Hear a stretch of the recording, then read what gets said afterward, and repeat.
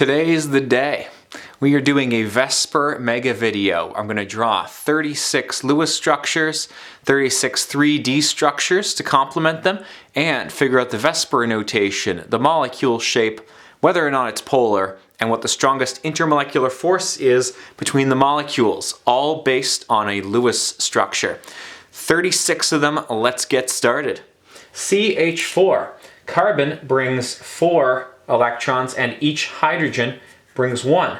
That's 8 total. So I draw my central atom carbon, I draw my outer atoms, and I put a bonding pair of electrons between each set of atoms. That's 8 electrons. I'm done. The Lewis structure is this. Now this carbon is the central atom and it has 4 atoms bonded to it. That makes it AX4. There are no lone pairs, so it's E0. We don't usually write E0. It's just AX4.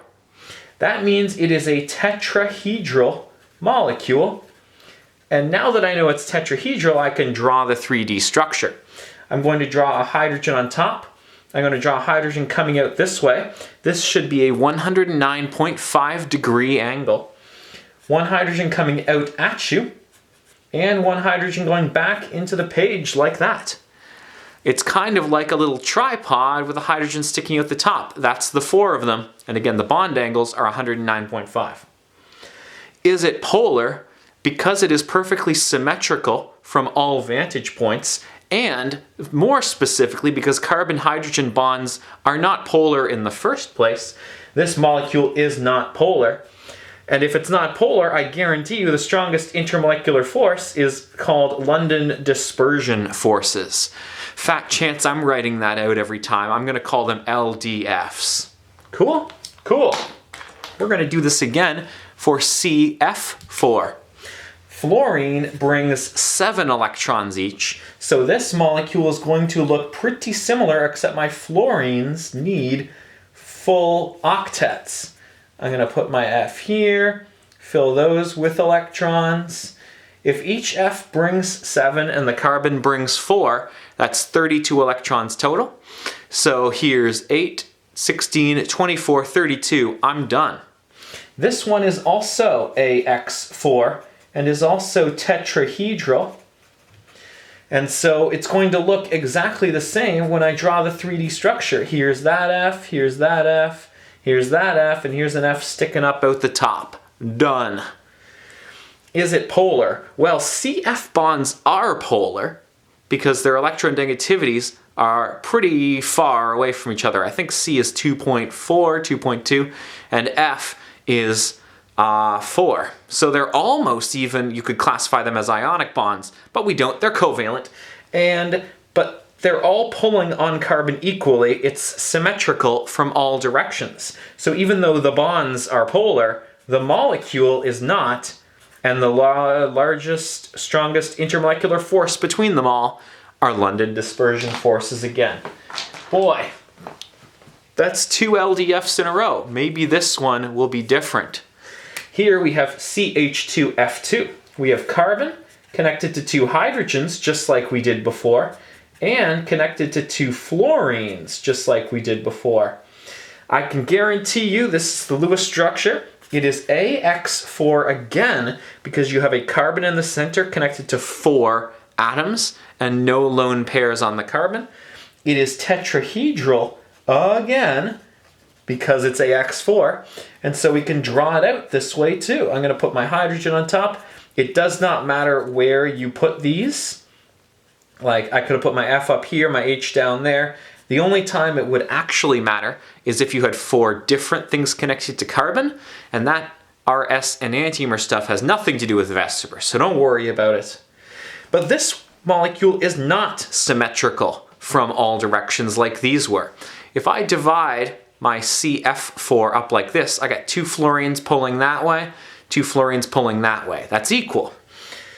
But here, if I slice it along that plane, I got fluorines pulling down and to the left, and hydrogens pulling up and to the right. Those do not balance, because F and H are not the same thing. So this one is polar. And the strongest intermolecular force is dipole-dipole forces. I know it's not hydrogen bonding because the hydrogens are not connected to nitrogen, oxygen, or fluorine. That's it. All of these were tetrahedral. I wonder if we're going to get anything new for number 4. Well, it's CH3F, so the answer is no. I'm going to draw my carbon, my hydrogen, I'm going to draw a fluorine here, a fluorine there, and a fluorine there. All my fluorines need lone pairs on the Lewis structure. These are probably looking pretty similar to the ones we did just before. There are 4 things connected to carbon, so it's AX4. It is tetrahedral again. Here we are. So I'm going to draw my 3D structure the same way I always draw it for tetrahedral. 2 things in the plane of the page, H and F. My other 2 F's, one coming at you, one going away. Now again, if I slice it along this plane, I've got 2 fluorines pulling down to the left and only 1 fluorine pulling up and to the right. Those do not cancel because it's not the same thing on both sides. So, is it polar? Yes. And what's the strongest intermolecular force? Again, because we're dealing with polar molecules, it is dipole-dipole. Last one, that's tetrahedral. It's the last example. Are you bored yet? This one, oh man, I drew the wrong one in the wrong place. Did you guys catch me doing that? Doesn't matter to me. This looks exactly the same. I'm just gonna, have these be switched. It's gonna look exactly the same as you expect. I got H, H, and H. I'm gonna have to, oops, that one's going into the page. There's my F. It's AX4 again. It's tetrahedral again. I hope you guys are as bored with this example as I am. Is it polar? Yes, it is polar for the same reason, because 2 H's don't cancel with an H and an F, and so the strongest intermolecular force is dipole. Dipole again. Again, I botched this. I'm going to have to be very careful about how I read these things. What? CH3. This is CF3, this is CH3F. There you go, got it. There you go. O3 is at least a little more interesting. I'm going to draw the Lewis structure of this one very carefully for you, right in front of you. Each oxygen brings 6 electrons. That makes 18 total. I'm going to put 1 oxygen in the center and 1 on either side. I draw my bonding pairs in between the 2. Then I draw lone pairs on the outer atoms, until they have a full octet, and I've currently put 16 electrons down. All the extra electrons, I need 18 total, go onto the central atom, and here we are. Now, you might notice that this oxygen doesn't have a complete octet. I'm going to move 1 bonding pair of electrons into it to give it a double bond, and that is one of the valid Lewis structures. The other valid Lewis structure is the exact reverse of it. For those of you in the know, you may recognize that we have some resonance here. But in both cases, the central oxygen, A, is connected to 2 atoms, X2, and has 1 lone pair, E. You can put E1 if you want, I don't. AX2E is a bent shape. You can also call it non-linear or V-shaped.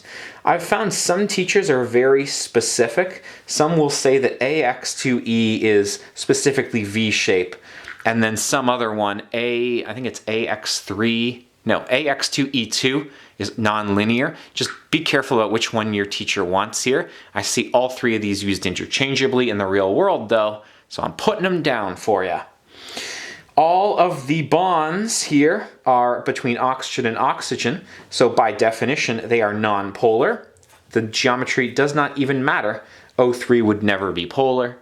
And so the strongest intermolecular forces is LDFs. If I draw my oxygen in the center here, 1 oxygen goes here and another oxygen goes here. I'm going to make that one the double bond because I can. And the lone pair goes up here. There's only 3 things here. They differ by about 120 degrees because this comes from trigonal planar. You can kind of imagine these electrons taking up the same space as if there was another oxygen there.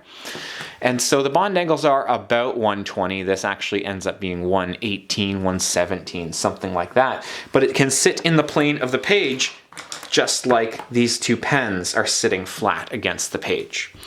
Back here for tetrahedral, there's no way you can force all four of these substituents to sit flat against the page.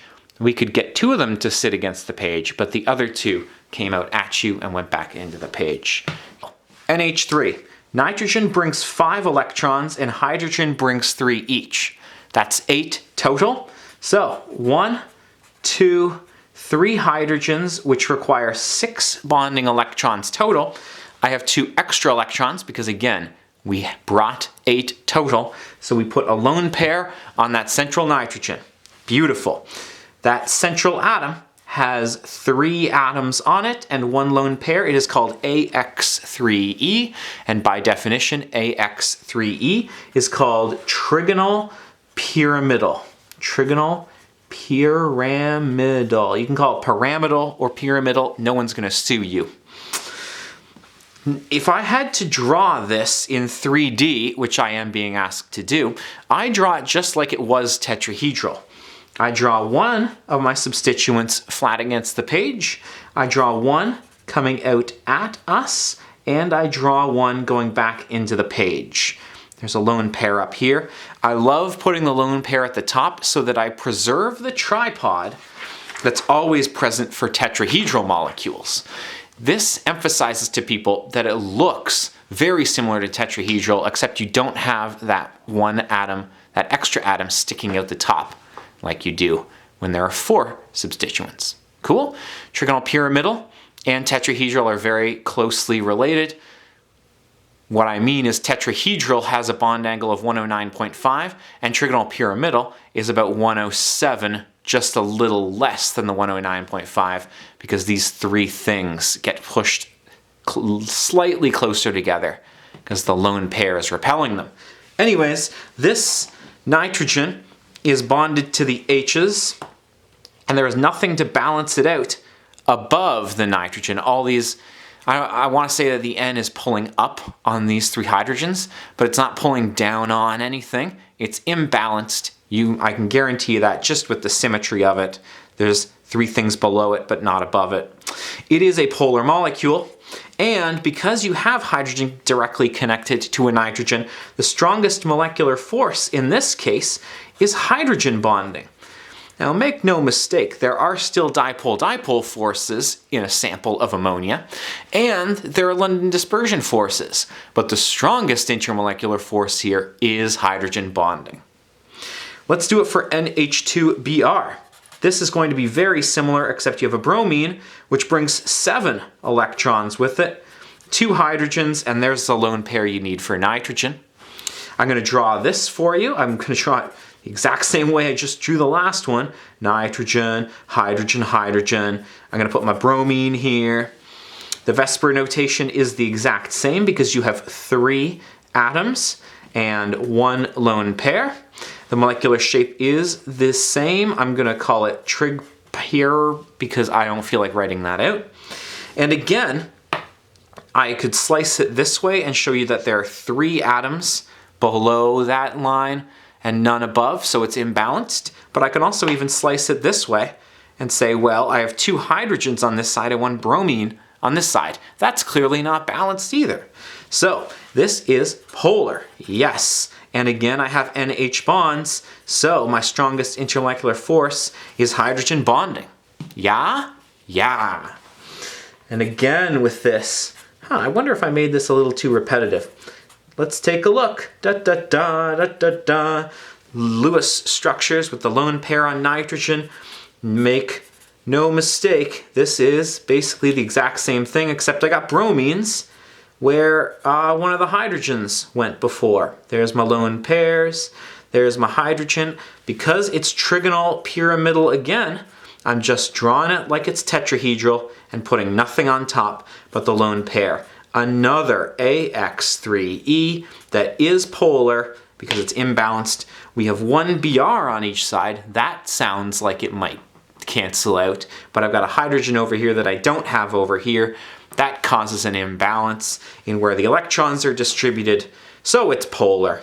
And we do have an extra H here, so the strongest intermolecular force is hydrogen bonding again. The last one that is similar is NBr3, and I'm including this for a very specific reason. If you look up the electronegativities of nitrogen and bromine, you will find that they are almost the same. What that means is that the NBr bonds are not polar to start with. You can't add up a bunch of non-polar bonds to get a polar molecule. That's impossible. That's against the definition of polarity. So even though this has the same VSEPR notation, and it seems to be built almost the exact same way as the molecules from the previous page, these bonds are non-polar and the molecule is non-polar. And there's no NH bonds, so hydrogen bonding isn't present. It's not polar, so dipole-dipole forces aren't present. The strongest intermolecular force here are London dispersion forces. How's that for a twist at the end? All right, let's do formaldehyde. You got your carbon connected to two hydrogens. Hydrogens are always single bonded. Oxygen brings 6 electrons. Carbon brought 4. What that means is that oxygen and carbon are going to have to share in order for there to be 2 plus 4 plus 6. That's 12 electrons total in the Lewis structure. This molecule has a central atom with 3 substituents, and there are no lone pairs on the carbon. That means the shape is trigonal planar. It is flat. You can distribute 3 things around a center and have them all flush against a page. That's as far apart as these 3 things can get from each other. The bond angles are 120, and the 3D structure doesn't actually need 3 dimensions to be shown. The 3D structure is the exact same thing. It's flat, 120 degrees. Is it polar? Well, yes. The carbon-oxygen bond is not balanced out on the bottom half here. And so the strongest intermolecular force is dipole-dipole.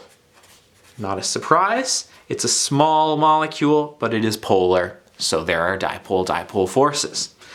CO2 is the other one, and I made reference to there not being another oxygen to balance it out on the other side, because here there is.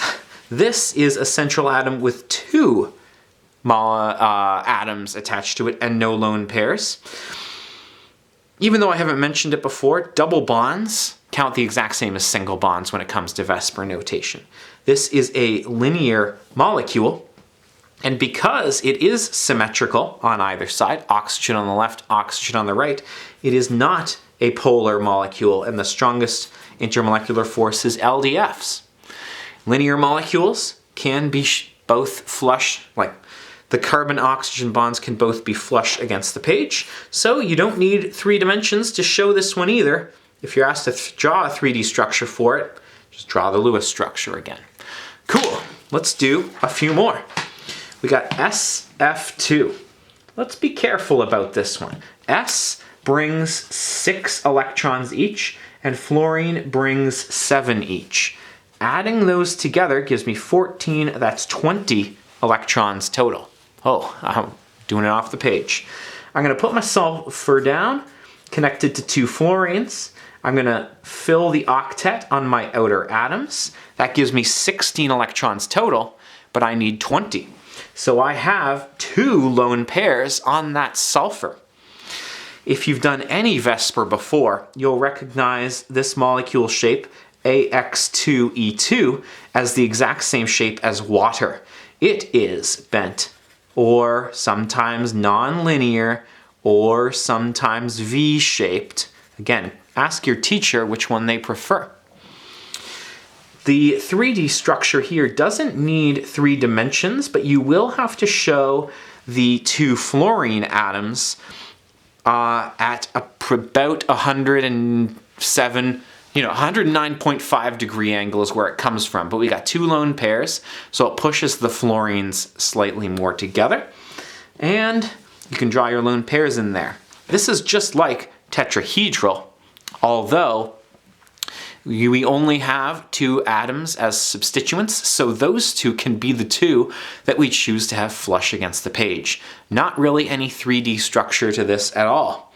Is it polar? Well, sulfur-fluorine bonds are polar, and when drawn this way, it's clear that both the fluorines are pulling down and there's nothing pulling up to balance them out. So yes, it is polar, and the strongest intermolecular force are dipole-dipole forces. SF4 is similar. We've got a sulfur connected to 4 fluorines.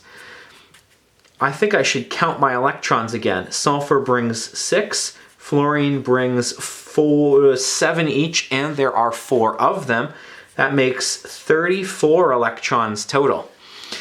Once I put my fluorines down and fill their octets, I will have 32 electrons, which means I have 2 extra, so I dump them on the central atom. This is the first time we have a violation of the octet rule on the central atom.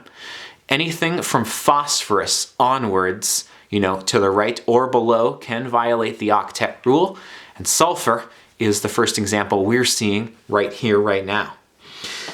You have the central atom with 4 substituents as atoms and 1 lone pair. It comes from trigonal bipyramidal, but one of the F's has been ripped off.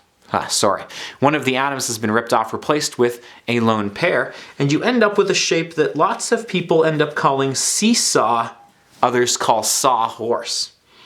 The way I like drawing that personally is to draw 2 atoms 180 degrees from each other, and then I draw one coming out at you and one going into the page. I put my lone pair up here.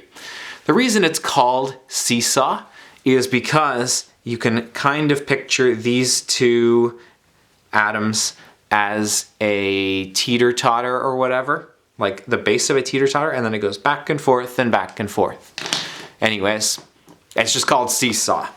Is it polar? Yes, especially when you draw it this way, you see that there are no fluorines balancing it in the upward direction, and so the strongest intermolecular force is also dipole-dipole.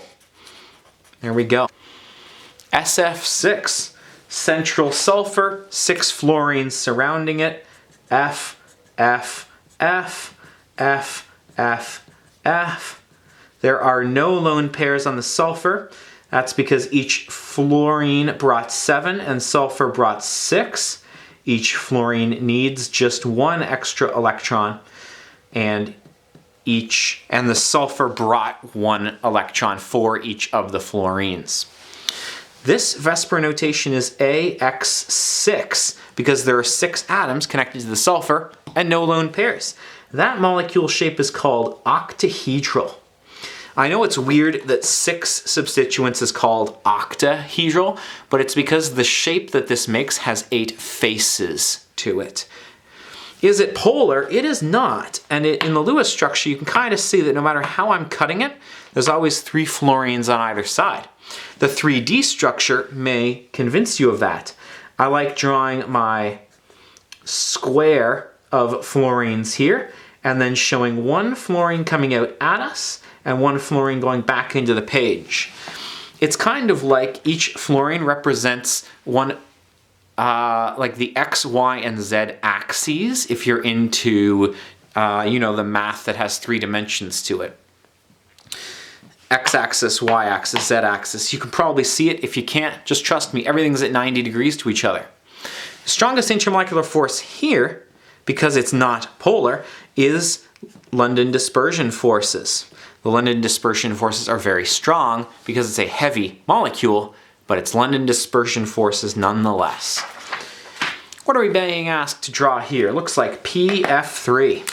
Phosphorus brings 5 electrons. It will share 1 with each of the fluorines. Fluorine now has a complete octet for each, and that phosphorus has 2 extra electrons left over. Here we are. This reminds me of NH3 because it's the exact same VSEPR notation and molecule shape. Do you remember what we called it? We called it trigonal pyramidal. Is it polar? Well, yes, because phosphorus-fluorine bonds are polar. And if we draw the 3D structure, you'll see that all of the fluorines are pulling down from one particular vantage point, just like all of the hydrogens were on one side of the plane in NH3. This one does not have hydrogen at all, so there cannot be hydrogen bonding. The strongest intermolecular force here is dipole-dipole. Cool? Cool. Let's do PF5 together. Here, phosphorus shares 1 electron with each of the fluorines and has none left over for a lone pair. It's just phosphorus and 5 fluorines with full octets.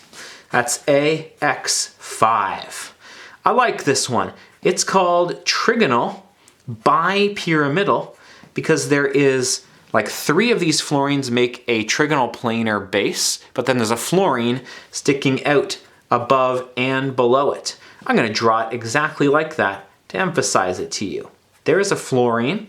Here's the fluorine coming out at you, and here's the fluorine going into the page. Looking at that, you can probably see why it's called trigonal trigonal at all.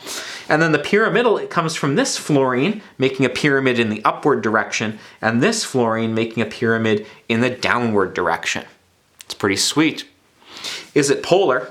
Well, from every way you slice this, 2 fluorines here, this one might be a little misleading to slice it this way. It looks like it's 2 and 1, but because of the angles these are on, they actually cancel perfectly with that 1F there. Long story short, it's symmetrical in all directions. Is it polar? No. So the strongest intermolecular force are LDFs. Iodine monofluoride. Iodine brings 7 electrons and fluorine brings 7 electrons. If you know what F2 or Cl2 or Br2 or I2 look like, this looks exactly the same. I can't even tell which of these is the central atom. I would maybe call this VSEPR notation AX1, but I would also argue there isn't even a central atom to worry about. If you only have 2 atoms connected to each other, we just call it linear and leave it at that. It's linear so it can sit flat. There's no actual 3D structure to this. Is it polar? Well, I and F have different electronegativities, so yes. And the strongest intermolecular force here is dipole-dipole. Yeah? Yeah. We're going to ramp this up though and add some extra fluorines. I'm just readjusting where I'm sitting here. Again, iodine brings 7 electrons and each fluorine brings 7 electrons. That makes 28 total. I'm going to put my I here. I'm going to put down my fluorines, fill their octets, and once I do, that's going to be 24 electrons total. I need 28, so I need 2 lone pairs on this I. This is AX3 for 3 atoms, and E2 for 2 lone pairs. Now I want to point out that this shape is going to have come from this shape, trigonal bipyramidal. The only difference is that 2 of the fluorines have been ripped off and replaced with lone pairs. And you can kind of see the shape that's remaining there looks like a T. A T on its side, but a T nonetheless. And it might be no surprise to you that a T can sit flush against the plane of the page. Thus, there's no actual 3D structure to show. And finally, it probably doesn't surprise you that a T-shaped molecule is called T-shaped. I like this one because I like the letter T. Is it polar? Well, yes, especially if I slice it this way. You can see that this one fluorine does not have anything on the other side to balance it out at all. And so the strongest intermolecular force here is dipole-dipole. Yes. I'm going to switch colors. I'm doing IF5. Pretty similar again. Iodine brings 7, each fluorine brings 7. That makes for 42 electrons. If I put my I down and surround it with fluorines, 5 of them, that's going to give me 40 electrons total. I can't believe I'm spending my time drawing all these lone pairs for you. That's 40 electrons. 8 plus 8 plus 8 plus 8 plus 8. And I need 42, so I have one lone pair shown here. This AX5E comes from octahedral. What would you get if you took the octahedral molecule that we've already seen together, SF6, and just chopped one of the fluorines off? Well, you'd be left with this pyramid, and there are 4 fluorines making the base of the pyramid. This is called square pyramidal. That's probably going to remind you of trigonal pyramidal or trigonal bipyramidal, because I have an iodine with 4 fluorines as the base. And then I have 1 fluorine either coming up above or below. I like doing it above because then it looks like one of the pyramids from Egypt. And there's my 3D structure. Is it polar? Yes. The F on top here has nothing below the I to cancel it out. And so the strongest intermolecular force is dipole-dipole. Yes, yes it is. Lastly, for this page, we have a charged molecule, IF4, with a minus charge. Each iodine, one of them, brings 7 electrons. We have 4 fluorines, they bring 7 each. And because there's a minus charge, we have to add 1 extra electron. That gives us 28, 29, 36 electrons total. I hope I counted right. I, with 4 fluorines, gives me 32 electrons total. If you're wondering how I'm doing that so fast, I'm just taking the 4 atoms that have full octets and multiplying that by 8. It's 32 electrons. Now I need 36, so I need to dump 2 lone pairs on the central atom, and this ends up as AX4E2. There are still 6 things total connected to the A, so this comes from octahedral as well. This is the same as this, except you're missing 1 more fluorine. So I draw my I here, and I'm actually just going to draw the F's in a square around it. No 3D structure needed. One thing I do want to point out that I've actually forgotten right here is that most teachers want you to put Lewis structures of charged atoms in square brackets with the charge on the outside. This is called square as well because these 4 fluorines are still in a square, but planar because it can sit flat. The fluorine that was below the square is gone, and the fluorine that was above the square is gone, at least relative to octahedral. Is it polar? The answer is no, because no matter which way you slice this shape, it actually ends up canceling out. This fluorine clearly cancels out this fluorine. They're pulling in opposite directions. And this fluorine cancels with this one because they pull in opposite directions. The strongest intermolecular force here are LDFs. XeF2. Xe, xenon, is a noble gas and so brings 8 electrons each. And the fluorine, a halogen, it brings 7 electrons each. When you add 14 and 8, you end up with 22. So let's put our xenon in the center, and we'll put a fluorine on either side. We fill the octets of fluorine, and we end up with 16 electrons total so far. We need 22. 18, 20, 22. That's 3 lone pairs on the xenon.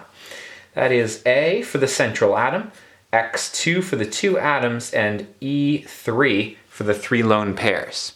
Now, that's 5 things total, so this comes from trigonal bipyramidal, and the 3 lone pairs take the places of the 3 things that actually form the trigonal part of the trigonal bipyramid. This ends up being just linear. Is it polar? Well, it's linear and you have fluorine on both sides, so they cancel each other out, and no, it is not. In fact, the strongest intermolecular force here is London dispersion forces. It's a completely flat molecule, so there's no 3D shape to speak of. Let's do XeF4. This xenon has 4 fluorines around it. Xenon brings 8 and fluorine brings 7 each. That makes 36. When we add all the electrons on the outer parts of fluorine, we end up with 32. So we dump 2 lone pairs on the central atom, and now xenon has 2 lone pairs and 5 atoms around it. That makes it AX4E2. By definition, AX4E2 is square planar. We've already seen it before, but it's octahedral without the top and bottom atoms. Is it polar? No, because it is perfectly symmetrical. These 2 fluorines cancel out and these 2 fluorines cancel out. And so the strongest intermolecular force here is also LDFs. Because it is planar, it sits flat against the page and there's no 3D structure here either. Okay, BeI2. Beryllium is one of the exceptions to the octet rule in the it doesn't quite need 8 direction. In fact, beryllium is perfectly happy with just 4 electrons. It brought 2, and each iodine brought 7, so they share to make a covalent bond, and this is it. Even though beryllium doesn't have the full octet, this is the Lewis structure. This is AX2, just 2 atoms. AX2, like carbon dioxide, is linear, and because they are the same atom on either side of the beryllium, it is not polar either. LDFs here as well. I can't remember if BeI2 is actually ionic, but in the gas phase, I believe it forms a molecule like this. Again, because it is linear, you can lay it flat against the page and there's no 3D structure there either. Cool. What are we doing now? BH3. Well, boron is one of the exceptions as well. It's perfectly happy with just 6 electrons around it, and this is it. That's your Lewis structure. It's AX3, which is trigonal planar, and again with the planar, it just sits flush against the page. Nothing has to stick up or out of the page, and so there's no 3D structure to speak of. These are symmetrically distributed, so it is not polar. And if this molecule is in the gas phase, there's no stronger intermolecular force than the London dispersion forces. There's no dipole-dipole or hydrogen bonding. AlCl3 is a little weird. AlCl3 is often written like this in isolation. Aluminum is in the same group as boron, so can handle just 6 valence electrons like that. But the actual structure has the Al accepting an extra lone pair from a chlorine, and they actually take on a tetrahedral structure. Can you see here we have an AlCl3 that's actually covalent bonded, and over here we have another AlCl3 that's actually also covalent bonded. In fact, if I was to give you 3D structure, I might say one of them is going out of the page and one of them's coming into the page. This is Al2Cl6, which is the solid form of AlCl3. In this case, it's trigonal planar, and in this case, it's actually tetrahedral around each aluminum. Whichever one of these your teacher actually cares about tells you which one. Like, does your teacher actually expect you to know that it's Al2Cl6? Probably not until university, at least here in Ontario. But it's either going to be AX3 or AX4. That's trigonal planar or tetrahedral. In both cases, you have a non-polar molecule. No, it is not polar because all of the chlorines are symmetrically distributed here. And so the strongest intermolecular force is a London dispersion force. I'm oversimplifying these attractions. These are dative bonds made between the molecules. And it's technically an intermolecular force, but it's strong enough that we can actually call it a molecule. I'm just going to say it's LDFs because I expect that's what your teacher wants. The carbon in diamond, I just want to take this opportunity to tell you that the carbon in diamond is tetrahedral. Each carbon is surrounded by 4 other carbons, and it goes on like that in all directions. It's just like methane's, except all the H's are carbons, and all the H's on those are also carbons. And it goes on and on and on. It is AX4, and it is tetrahedral. Now, there's no actual molecule here. One piece of diamond is one large network of carbon atoms. It's technically one molecule because it's covalent bonds throughout. And it is certainly not polar because all of the bonds between carbon and carbon have an electronegativity difference of 0 because they're both carbons. Cool? Excuse me. Cool. You might also have been required to know what the structure of SiO2 is. Each silicon is connected to 4 oxygens, and each oxygen is connected to just 2 silicons. So, the VSEPR notation depends on which one you're talking about. The silicon is AX4, and the oxygen is AX2E2. We're talking about the silicon specifically, but I will give you both because I've already started. AX4 is tetrahedral. Yes, it is. And AX2E2 is linear, V-shaped, or bent. I'm going to be lazy and just write bent here. Is SiO2 polar? Well, that's a tough question. These silicons are surrounded symmetrically by all of the oxygens, but the oxygens are connected to 2 silicons in a non-symmetrical way because of where the 2 lone pairs are. So the around each oxygen, you actually end up with what looks to be a polar molecule, but then again, the whole SiO2 structure, which repeats over and over and over again, is one big molecule. So technically SiO2 isn't polar, but whatever. And there's no intermolecular forces because SiO2 is a large molecule. Okay, let's get back to molecules.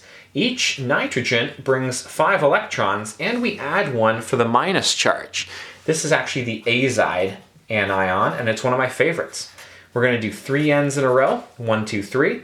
Bonding pairs, we're going to fill the octets of the outer atoms. Oh, and we are done. Now this nitrogen doesn't have a full octet, and nitrogen needs a full octet. So we're going to move 1 lone pair here, and another lone pair here. The final Lewis structure is the middle N double bonded to either of the end ends. We like putting it in square brackets with a minus charge. The middle nitrogen here is surrounded by 2 other atoms, which makes it AX2 and linear.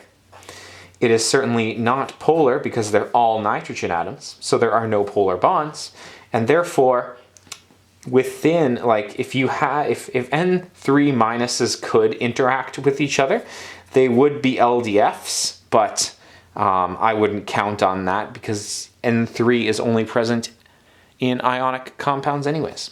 Because it's linear, there is no 3D structure to show, and we just leave her there. NO3 minus. Okay, the oxyanions are important enough to talk about on their own. The problem with oxyanions is resonance. In nitrate, for example, one of the oxygens is double bonded in the Lewis structure, but realistically what's actually happening is that each of the bonds represents a 1 1/3 bond.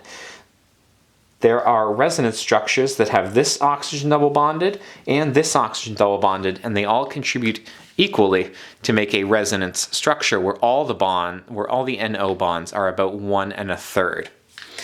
In any case, in both of these structures, most specifically the resonance hybrid, there is a central atom surrounded by 3 oxygens with no lone pairs. Don't forget your square brackets with your minus charge. The molecule shape is trigonal planar because there are no lone pairs and there are 3 atoms. Is it polar? No, because the oxygens are evenly distributed. And if nitrates could interact with other nitrates, it would end up being LDFs as well. Most of the time you have HNO3 or something else bonded to the nitrate. we're going to talk about ClO2-, I think it's the chlorite anion. Chlorine brings 7, oxygen brings 6 each, and we add 1 for the minus charge. This gives us 12, 19, 20 total. Give me that chlorine, an oxygen on either side. I'm going to complete the octet on these oxygens, and I'm going to dump extra electrons on the chlorine. Now, to finalize the formal charge here, to finalize the Lewis structure, we need to consider formal charge. Chlorine brought 7 electrons. It currently has 2 bonds and 2 lone pairs, which represent 4 electrons that belong to the chlorine itself. That gives it a formal charge of +1. The formal charge on these oxygens, as it currently stands, is -1 each. We can alleviate that formal charge by moving one of these lone pairs into the double bond. But from which one does it come? The answer to that is it comes, it's contributed equally by both. So we have each of these oxygens bonded 1.5 times, or a 1.5 equivalent covalent bond, with 2 lone pairs. The number, the bond order here, doesn't actually matter. What matters is that you have 2 electrons and 2 lone pairs. I wanted to draw the proper Lewis structure for you because I asked for it, though. Even from the wrong Lewis structure here, just counting the electrons properly, you can see that it is an AX2E2 shape. That is bent or linear or V-shaped. Bent or non-linear or V-shaped. Is it polar? Well, in isolation, yes, because oh no, it is not, because chlorine-oxygen bonds are not polar. They're close enough in electronegativity that you don't have to worry about it. And the strongest intermolecular force among non-polar molecules is always LDFs. Now I want to emphasize that the resonance did not actually affect the VSEPR shape here. Chlorine brings 7, oxygen brings 6 each, and we add 1 for the minus charge. That gives us 26. Chlorine bonded to 3 oxygens gives us 28 electrons total. And, 24 electrons total. So we dump the extra 2 to make 26 on the central chlorine. Now, whether or not these oxygens contribute to make double bonds or not actually is irrelevant to the VSEPR shape. This is still AX3E, and therefore trigonal pyramidal. It is going to be polar if it was in isolation. Oh no, it's not. I made the same mistake because chlorine and oxygen have electronegativities. They're close to each other. And so therefore it's LDF. Man, I wanted that to be polar, but it's not. I believe that what you actually have here is chlorine on average bonded 1.66 times to each oxygen, kind of like this, where 2 oxygens are double bonded at any one time for each of the resonance structures. That's neither here nor there, though. And this perchlorate has 4 oxygens. I wonder if there's any lone pairs. Well, 7 electrons for the chlorine, 4 times 6 for the oxygens, plus 1 gives me 32. Nope. 4 oxygens with full octets would make this satisfied with it's mine. Let me say that again. This is all the electrons because we only need 32 electrons total. One of the resonance structures here has 3 double bonded oxygens, but which 3 is it? Well, it varies. And so there's a resonance hybrid where the average bond order is 1.75. Again, that's neither here nor there because the VSEPR shape of both of these is AX4. There are no lone pairs. That means it is tetrahedral. And tetrahedral things, as long as all the things around it are the same, is not polar. These bonds aren't polar, so it's not polar for that reason too. And so LDF would be the primary intermolecular force there. Whew. We're in the home stretch. These are the last 3 in the booklet I have here. CO Carbon brings 4 electrons and oxygen brings 6. That makes 10. I'm going to bond them twice. With 2 electrons. 2, 4, that's 8 electrons total. That's 10. But carbon doesn't have a full octet. So I'm going to take one of those lone pairs and put it there. I'm going to take this lone pair and put it there. This is a triple bond. But there's only 2 atoms here. I wouldn't give a VSEPR notation for this. I guess you could call it AX, and that's it. But if there's only 2 atoms, we call it linear. Is it polar? Yes, it is, because carbon and oxygen have differing electronegativities. And so the strongest intermolecular force here is dipole-dipole. Yes. HCN. H brings 1, carbon brings 4, nitrogen brings 5. That makes 10 total. HCN. 2, 4 electrons. 6, 8, 10. That's it. Although carbon doesn't have a full octet. So we'll move that lone pair in here. We'll move that lone pair in here. And now we have the Dunn-Lewis structure. The VSEPR notation for carbon here is AX2 because it's surrounded by 2 atoms and has no lone pairs. It is linear, thus has no 3D structure to it.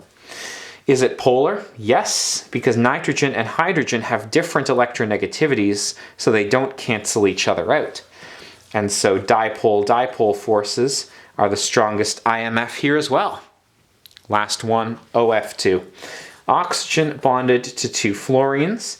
Oxygen brings 6, fluorine brings 7 each. That gives us 20.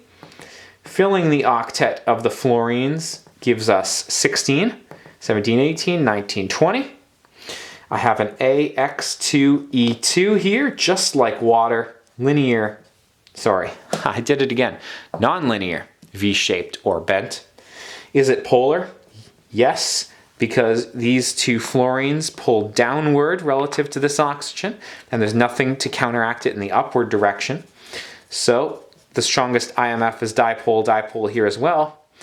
But also, because this comes from tetrahedral and you're allowed to have 2 things flush to the page in tetrahedral, this is it. There's no 3D structure. Oh man, when was the last time we saw any 3D structure? I guess it would have been ClO4-.